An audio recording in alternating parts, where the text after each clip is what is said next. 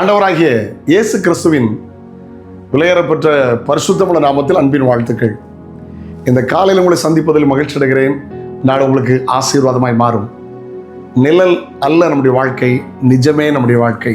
திரும்ப சொல்கிறேன், நிழல் அல்ல நிஜம்.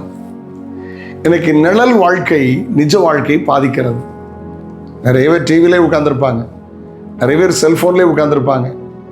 பார்த்து பார்த்து பார்த்து ஆராய்ச்சியாளர் சொல்கிறார்கள், அசிங்கமான பாவங்களுக்கும் கொலைகளுக்கும் மோசமான காரியங்களுக்கு காரணம் இந்த தொலைக்காட்சி, இந்த சினிமா துறை.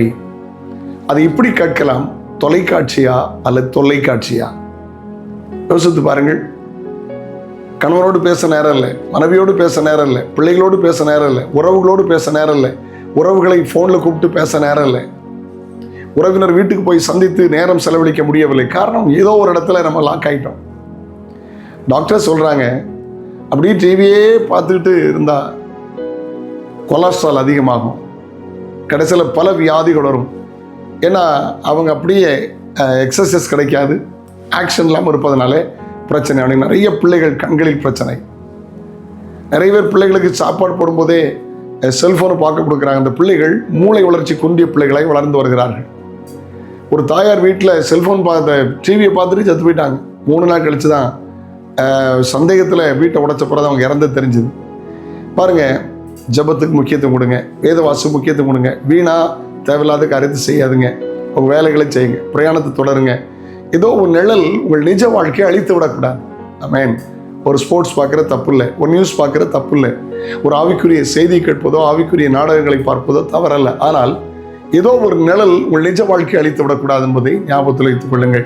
கர்த்தருக்கு ஸ்தோத்திரம். தேவ மனிதர்கள் என்ன சொன்னாங்க? சங்கீதம் 16:8 தாவீது சொல்கிறார், கர்த்தரை இப்போதும் எனக்கு முன்பாக வைத்திருக்கிறேன் என்று சொல்கிறார்.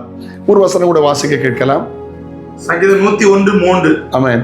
தீங்கான காரியத்தை என் கண்முன் வைக்க மாட்டேன். தீமையான, தீங்கான, ஆபாசமான, அருவருப்பான, அசிங்கமான காரியத்தை என் கண் முன்பாக வைக்க மாட்டேன். வழி விலகுகிறவரின் செய்கைகளை வெறுக்கிறேன். வழி விலகுகிறவரின் செய்கைகளை வெறுக்கிறேன். பாத்தீங்களா? அது என்னை பற்றாது. ஆமென். பாத்தீங்களா? அந்த வார்த்தையை கவனிச்சிங்களா? தீங்கான காரியத்தை முன்னால வைக்காதுங்க, கர்த்தரை எப்போதும் முன்னால வைங்க, நீங்க ஆசீர்வாதமா இருப்பீங்க. கர்த்தர் முன்னால வைத்த தாவீதை கர்த்தர் முன்னால வைத்தார், வாழ்க்கை ஆசீர்வாதமா இருந்தது. ஏசப்பா முன்னால வைங்க, கர்த்தர்களை ஆசீர்வதிப்பார். தேவையில்லாம சினிமா ஆபாசங்கள் பார்க்கறதுக்கு முற்றுப்புள்ளி வைங்க. ஆமென். ஸ்தோத்திரம் பண்ணுங்க. உங்க வாழ்க்கையில கிருபை பெருகும், நன்மையும் கிருபையும் தொடர்வதாக. ஆண்டவர் தந்த பொன்னான நேரத்தை வீணாக்காதுங்க. ஆண்டவர் கிருபை கொடுப்பதாக. ஜபிக்கலாமா? தகப்பனே, இயேசுவின் நாமத்தில் ஜபிக்கிறோம்.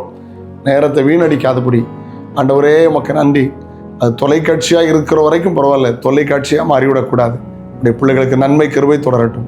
இயேசுவின் நாமத்தில் பிதாவே, ஆமென். நாளை உங்களை சந்திக்கிறேன். அது ஒரு நாளுடைய கிருபை உங்களை தாங்கட்டும். God bless you. Have a nice day.